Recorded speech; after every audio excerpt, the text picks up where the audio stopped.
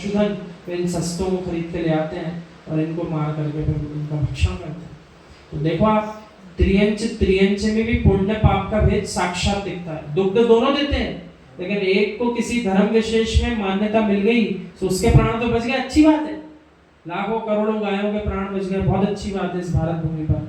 लेकिन बाकी पशुओं का, भेड़, बकरे, भैंसे आदि आदि, ऊंट, सबकी बलियां चले, फव्वारे छूटते हैं उनके रक्त के जब मारा जाता है विशालकाय शरीरों से। फिर भी ध्यान रखो, यदि उसको भी समय पर पानी नहीं दोगे तो आपको हिंसा का दोष लगेगा। त्रियंच को समय पर भोजन पानी नहीं देना भी व्रत में दोष है। भले आप अपने व्रत का दूसरे व्रत का पालन करो, आप अपने 12 तप में से तप तपो, लेकिन उसको तो आपको समय पर भोजन देना पड़ेगा। यूं थोड़ी कहोगे हे गाय आज तेरा भी उपवास है, हे गाय आज तेरा भी एकासन है, वो क्या समझ रही है? आपके घर के सदस्य भले ही आपका बेटे बेटियां क्यों ना हो, लेकिन उनको भी यदि आप समय पर भोजन और पानी देने के लिए मना कर रहे हो, इतना काम कर लो बाद में पानी पी लेना, इतना शब्द भी आपने प्रयोग किया है तो आपके व्रत में दोष लग गया है। अब किसी जीव को प्यास लगी और आपके आश्रित है बालक बालिका, तो आपको उसको देना पड़ेगा। आगम तो यहाँ तक परमिशन दे चुका कि प्रतिमाधारी जीव जो होते हैं उनके आश्रित बालक बालिका है छोटे, तो उनका आपको पालन करना पड़ेगा। भले आपके व्रत अलग है लेकिन उनका पालन आपको करना पड़ेगा। और फिर 7वीं प्रतिमा ब्रह्मचर्य में जाकर के, नाम भी ब्रह्मचर्य प्रतिमा, यानी वहां आकर के 7वीं प्रतिमा में अब आपके लिए कोई सदस्य से आपको इस प्रकार का प्रयोजन नहीं है कि जन्म देना है या कुछ है। तो 7वीं प्रतिमा वही धारण करे जिसकी घर गृहस्थी के करते हुए बालक बालिका के पूरे हो गए, यानी वे अपने आश्रित बड़े हो गए, वे अपना भोजन पानी आदि स्वयं कर सकते हैं। अन्यथा 7वीं के नीचे तक ही रहना चाहिए। 7वीं में वे ही आते हैं जिनको अब घर गृहस्थी में कोई जीव जो है बालक बालिका उनका आश्रय नहीं है।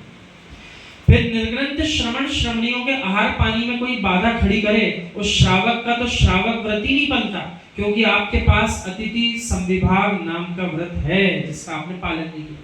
यहाँ यूं समझाया आगम में, जब एक त्रियंच को समय पे भोजन पानी नहीं दिया तो आपके व्रत में दोष लग गया।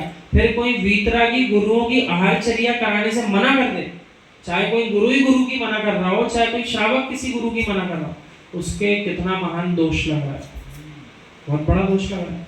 यानी देखो, भूख तो एक ऐसी शुदा जो है ऐसा रोग है जिसके पीछे विश्व के प्राणी मात्र तड़पते हैं। तो ऐसे स्थान पर अपन को प्रयास ही करना चाहिए, हम तो शुद्ध भोजन करें, हमारे आश्रित यदि हम किसी को करा सकते हैं उन्हें भी कराना चाहिए। और यदि गुरु नगर में आ गए उनके लिए आहारचर्या कराना, उससे बड़ा काम तो कोई उपकार का हो ही नहीं सकता। इस बात को ध्यान रखना। कितने प्रतिमा तक दोनों टाइम आहार करते हैं? ऐसा है कि आगम के अनुसार तो पहली प्रतिमा में कोई बंधन नहीं है, लेकिन दूसरी प्रतिमा से इसके नियम भी लिए जाते हैं कितनी बार आप भोजन पानी ग्रहण करोगे। तो उत्कृष्ट विधि 2 बार की होती है, फिर आप मध्यम में अपना स्थान बना लो 3 बार, 4 बार, 5 बार, दिन दिन के हिसाब से भी कर सकते हो आप। जैसे आज के दिन में भाई 4 बार ग्रहण कर सकता हूँ, आज के दिन 3 ही बार करूँगा, ऐसा नियम प्रतिदिन का भी। और उत्कृष्ट तो 2 बार का ही है, सुबह और शाम। और जगन्य में तो फिर ऐसा है, दिन के काल में वो कर लेगा ग्रहण जितना भी बार करना चाह रहा होगा, लेकिन रात्रि के काल में चारों प्रकार का आहार का त्याग उसे करना पड़ेगा। 7 प्रतिमाधारी भी 2 टाइम भोजन कर, हाँ कर सकते। दीक्षा होने तक जैसी क्षुल्लक दीक्षा होगी फिर एक बार जो है वो भोजन ग्रहण करते हैं आहारचर्या, उसके पहले तक ऐसा विशेष विधान नहीं है। पर जिन्हें अब दीक्षा लेनी होगी, जो 7वीं 8वीं 9वीं 10वीं प्रतिमाओं तक आ चुके हैं, वे तो पूरी तरह यही चाह रहे हैं जैसा जीवन मुनिराज का है, क्षुल्लक जी का है, वैसा अभ्यास प्रारंभ कर देते हैं, एक बार लेना प्रारंभ करने लगते हैं। तो 7वीं प्रतिमा से ऊपर भी उन जीवों के अगर नियम वे ले लें तो उनके लिए घर के ही जीव उनको क्या करते हैं, विनय पूर्वक बुलाते हैं, तभी वे भोजन ग्रहण करते हैं, 1 बार या 2 बार करते। ऐसा नहीं है कि वे खुद ही बोल देंगे हमारे लिए बनाओ ये बनाओ, ऐसा नहीं करते। वो प्रेम प्रतिमाओं में वे इस प्रकार के नियम तक पहुंच जाते हैं। अब हम बोल करके आपसे घर में भी कुछ नहीं बनवाएंगे, आप निवेदन करोगे सो हम भोजन ग्रहण करेंगे, ऐसा होता है। तो 2 और 3 प्रतिमा के बाद भी निमंत्रण तो देना पड़ता है। नहीं, निमंत्रण तो ऐसा है, अणुव्रती भी हो जीव तो आप उसके लिए विनय पूर्वक निमंत्रण ही करते, और वो बिना निमंत्रण के जाके वैसे भी नहीं करता। ये तो घर के अंदर बात चल, घर के अंदर गृहस्थी में भी रह रहा है, उसमें भी वहाँ गृहस्थी के जीव उससे विनय पूर्वक निवेदन करते हैं कि उत्कृष्ट मार्ग है। क्योंकि वृत्ति परिसंख्यान में वो नियम ऐसा ले सकते हैं कि आज हमारा ऐसा व्रत है, तप है कि भाई जब तक हमें घर के 2 सदस्य निमंत्रण ना दें आज हम भोजन नहीं कर रहे। तो इस प्रकार की विधि भी वो घर में ले सकते हैं। या एक ही जीव जब तक अमुक जीव हमें नहीं बोलेंगे तब तक हम भोजन ग्रहण आज नहीं करेंगे। शुद्धि अपने का पुण्य की परीक्षा की। शुद्धि बोलने का विधान भी है ना। शुद्धियों का विधान ठीक है, आगे चल के रहता है। और जिसको पता ही है कि अपनी गृहस्थी में अपने लिए जो बना रहे हैं वो शुद्धि बनाते हैं तो फिर अलग बात है। कहीं किसी के यहाँ जा रहे हैं तो देखो यहाँ तो सर्वोत्कृष्ट मार्ग है जिसके यहाँ वीतरागी गुरु की माता जी की आहारचर्या हुई हो, सो वहाँ कोई पड़ग्रहण की या फिर इस प्रकार के शुद्धि की आवश्यकता नहीं है, क्योंकि साक्षात दिख रहा है अभी तो गुरु आहार करके गए, अब हमारे लिए भी यदि निमंत्रण दे रहे हैं तो कोई बुराई की बात नहीं।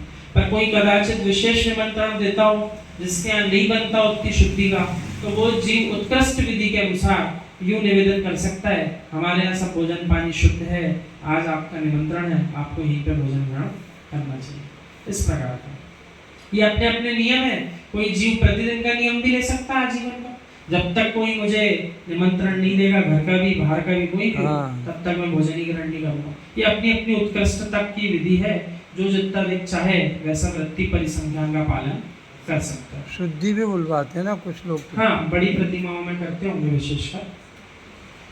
तो यहाँ कह रहे हैं कोई जीव प्रतिमाधारी है जिसने प्रतिमा धारण कर ली है और प्रतिमा धारण करने के उपरांत नगर में कोई त्यागी व्रती आए, भैया को मालूम है कि मंदिर में एक त्यागी जी पूजा कर रहे हैं और उसके भोजन की यहाँ कोई व्यवस्था नहीं है, यदि वे भैया प्रतिमाधारी हैं और उस व्यक्ति को भोजन नहीं कराते हैं तो इनकी प्रतिमा खंडित होती है, दोष लग गया।